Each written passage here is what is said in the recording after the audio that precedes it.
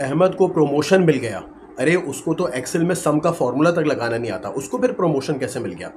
दोस्तों, अगर आप कॉर्पोरेट वर्ल्ड का हिस्सा हैं तो यकीनन आप इस तरह के जुमलों से वाकिफ़ होंगे। और हम सब जानते हैं कि अगर हम फ़ील कर रहे हों कि यार इस बंदे को प्रमोशन मिलना चाहिए, जबकि किसी दूसरे को प्रमोशन मिल जाए, या इवन किसी को एक अच्छा ऑफ़िस मिल जाए, या फिर किसी को एक बड़ी चेयर ही क्यों ना मिल जाए, हमारे दिल अचानक से प्रेशर कुकर में तब्दील हो जाते हैं। अस्सलामुअलैकुम दोस्तों, मेरा नाम यासिर तनवीर है और आज मैं बात करने वाला हूँ एक बहुत ही इंपॉर्टेंट टॉपिक पे, जो कि कॉर्पोरेट वर्ल्ड के अंदर हम ऑफिस में अक्सर अपनी ऑर्गेनाइजेशन में फील कर रहे होते हैं।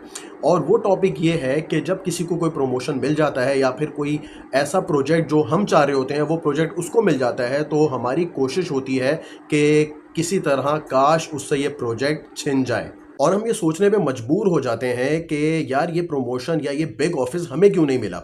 तो दोस्तों, इस तमाम तर फीलिंग का इस्लाम में एक नाम है और इस नाम को हम कहते हैं हसद। और अगर आप इसके ऊपर गौर करें तो बेसिकली सिर्फ एक ही वजह है जिसकी वजह से हमें लगता है ये वाली प्रॉब्लम हमारे अंदर हमें फेस करनी पड़ती है। और वो वजह ये है कि हम में से हर शख्स जो कि नौकरी करता है, उसकी कोशिश होती है कि वो काम इसलिए करता है कि उसको उससे पैसे मिलें। तो वो चाहता है कि उसको प्रमोशन मिले, उसको अच्छा रेज़ मिले। और जब कोई प्रोजेक्ट या प्रमोशन किसी और को मिल जाता है तो हमारे दिल उसके मुतालिक बुरा गुमान करने लगते हैं और हम गलत तरीके से उल्टी-सीधी चीज़ें सोचने लगते हैं। तो दोस्तों, यहाँ पर इस्लाम का क्योर क्या है इस प्रॉब्लम का? इस्लाम का क्योर बहुत सिंपल है। इस्लाम में जो बुनियादी अकायदे हैं उसमें से एक अकीदा ये है कि जो भी रिस्क है वो अल्लाह ताला की तरफ से अता होता है।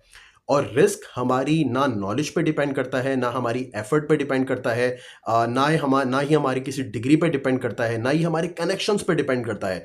बल्कि जब आप कुरान पढ़ते हैं और कोई भी कुरान की रिस्क से मुतालिक आप आयत उठा लें, तो आपको ये वाज़ेह हो जाएगा कि अल्लाह ताला फरमाता है कि मैं हूँ, यानी अल्लाह की वो ज़ात है जो कि रिस्क प्रोवाइड करती है। तो जब ये अकीदा हमारे अंदर रासिख नहीं होता, तो तभी हमारे अंदर ये जेलसी और हसद पनपता है। तो अगर इस जेलसी को आप दूर करना चाहते हैं, और तो यकीन जानें कि इस कॉन्सेप्ट को कि रिस्क अल्लाह की तरफ से, इसको समझना और उसको इंटरनलाइज करना बहुत ज़रूरी है। और अगर तब भी आपको इस कॉन्सेप्ट को समझने के बाद भी अगर आपको किसी से जेलसी या हसद हो रहा है, तो इसका भी क्योर इस्लाम ने फरमाया है। इस्लाम ने ये दिया है कि रसूलुल्लाह सल्लल्लाहु अलैहि वसल्लम ने फरमाया कि हसद से बचो। हसद नेकियों को इस तरह खा जाता है जिस तरह आग सूखी हुई लकड़ी को खा जाती है। तो हसद से बचने के लिए इस्लाम ने ये क्योर दिया है कि अपने दिल में और ज़ुबान से भी उस बंदे के लिए जिसको कोई प्रमोशन या प्रोजेक्ट मिला है, उसके लिए दुआ करें। ये दुआ करना हसद को कम करेगा। तो जब हम ये दुआ करेंगे और इस रिस्क का कॉन्सेप्ट को अच्छी तरह समझेंगे, तो इस वर्क प्लेस जेलसी से हम बच पाएंगे। क्योंकि ये वर्क प्लेस जेलसी, यकीन जानें कि जिससे आप हसद कर रहे होते हैं उसको तो नुकसान नहीं पहुंचाती, क्योंकि अगर रिस्क मिलना है तो अल्लाह ताला उसको रिस्क दे रहा है और उसके खिलाफ आप मुहाज खड़ा करके कुछ हासिल नहीं कर सकते। लेकिन वर्क प्लेस जेलसी काम के माहौल को ज़रूर ख़राब करती है और आपके दिल का सुकून भी बर्बाद करती है।